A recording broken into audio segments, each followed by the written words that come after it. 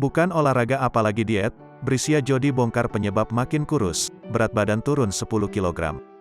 Brisya Jody tak memungkiri bahwa berat badannya turun begitu banyak. Mantan kekasih Julian Jacob itu membantah turun berat badan karena diet maupun olahraga.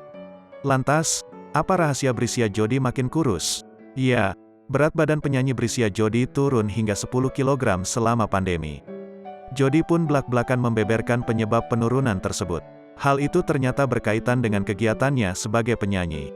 Jody mengaku jarang manggung akibat pandemi.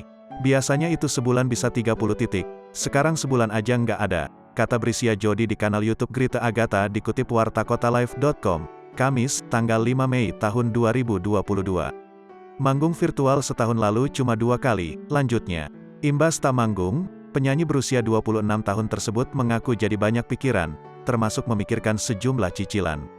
Kerjaan nggak ada, tapi cicilan jalan terus sampai aku mengurangi makan. Cuma kepikirannya itu nggak sadar, kata Brisya Jody. Brisya Jody sempat kaget karena tidak ada pekerjaan hingga harus berhenti berkarya. Hatiku kacau selama pandemi sampai turun 10 kg, katanya. Kini Jody kembali menata jadwal pekerjaannya di industri musik dan berharap bisa kembali seperti semula.